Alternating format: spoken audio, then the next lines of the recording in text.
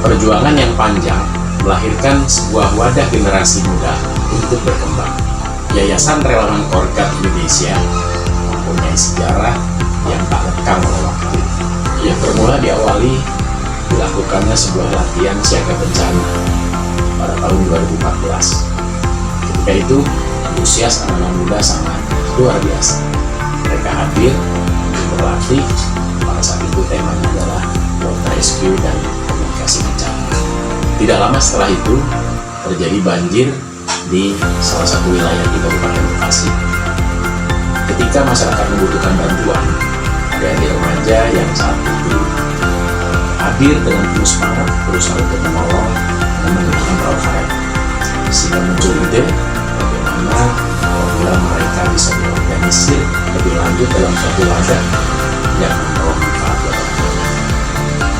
Walhasil setelah dilakukan rekrutmen pada tanggal 22 Februari tahun 2015, organisasi Korgat beserta 25 remaja pada saat itu yang merupakan teman pertama diresmikan dan dilantik di gudang BPBD Kabupaten Bekasi yang berada di wilayah Kebelak.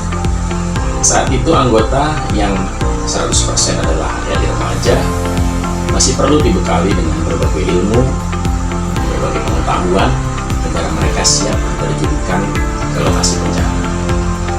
Setelah diresmikan, Korgat berupaya untuk bisa memberikan layanan yang terbaik bagi masyarakat, bergabung dalam kegiatan operasi SAR khususnya di wilayah Bekasi dan juga di wilayah Jabodetabek. Ini merupakan kiprah awal dari anggota Korgat pada saat itu. Sejak berdiri di tahun 2015, kami terus berupaya mengembangkan, mencari metode yang tepat untuk membangun sebuah organisasi relawan remaja dengan sadar kemanusiaan. Intinya ini bagi kami di saat awal-awal lahir Korgat menjadi satu hal yang tidak mudah karena membutuhkan pemikiran, waktu, tenaga, serta membutuhkan kolaborasi dengan unsur pemerintah ataupun dengan organisasi lain.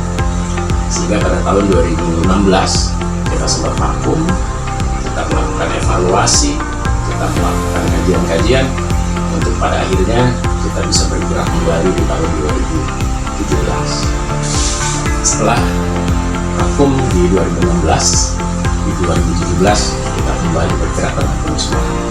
Saat itu ada sekitar 25 anggota yang masih terus eksis. Diawali dengan kegiatan-kegiatan operasi SAR yang tadi bisa sampaikan di operasi khususnya dan Jabodetabek. Kemudian beberapa anggota kita juga diundang oleh Basarnas untuk mengikuti berbagai pelatihan-pelatihan dan sertifikasi, sehingga ini makin memantapkan agar adik-adik remaja Korgat untuk bisa berkiprah lebih jauh. Kemudian setelah itu berbagai bencana besar terjadi di Indonesia. Kita akan penerjunan personil untuk memberikan dukungan pencarian dan pertolongan.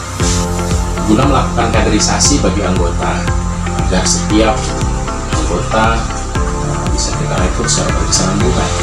Maka setiap bulan Februari kita melakukan rekrutmen anggota baru sebanyak 1 tahun 1 kali. Khususnya kenapa kita ambil di bulan Februari, karena bulan Februari ini merupakan bulan hari ulang tahun Korgat. Sehingga bersamaan dengan ulang tahunnya Korgat, kita rekrutmen setiap tahunnya calon anggota untuk selanjutnya bisa dilantik menjadi anggota Korgat. Tentunya ini melalui proses panjang dari pendaftaran, kemudian ada proses interview, kemudian ada proses latihan dasar selama 2 hari 1 malam sebelum anggota dinyatakan lulus untuk bisa menjadi anggota Korgat. Untuk lebih menguatkan secara organisasi ataupun kelembagaan, Korgat berupaya untuk memiliki sebuah legalitas. Dan akhirnya kita mantapkan untuk menjadikan Korgat sebagai yayasan sosial, kemudian terdaftar di Kemenkumham, sehingga menjadi organisasi yang memiliki sebuah legalitas yang akan makin memudahkan dan akan makin membuat kita bisa berkiprah lebih jauh untuk membangun manfaat di negeri ini. Sampai dengan hari ini, alhamdulillah Korgat masih terus berkiprah. Kalau flashback ke beberapa waktu ke belakang, berbagai bencana besar yang terjadi di negeri ini, kita terbimbang personil untuk bisa memberikan dukungan short rescue. Di antaranya adalah gempa Lombok, gempa di Palu, tsunami Selat Sunda, gempa di Sulawesi Barat, gempa di Cianjur, juga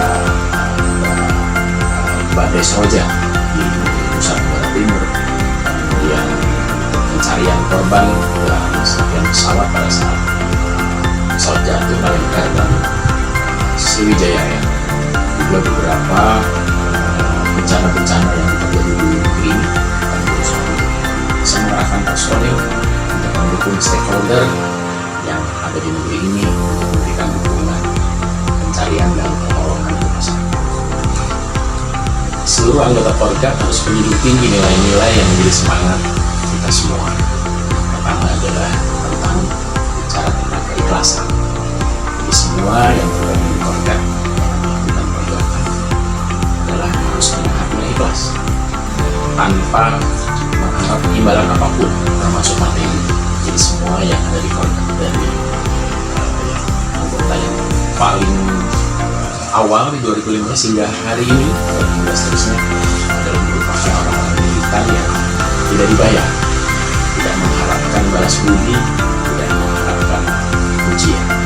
Kemudian nilai-nilai yang harus dipegang yang kedua adalah jiwa tolong menolong terhadap bangsa kita, bangsa Indonesia, tidak mengenal suku, agama, golongan, ras atau apapun.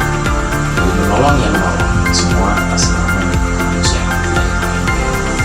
Perjuangan ini bukan untuk dikenal, tapi untuk diteruskan. Jangan sekali-sekali melupakan sejarah.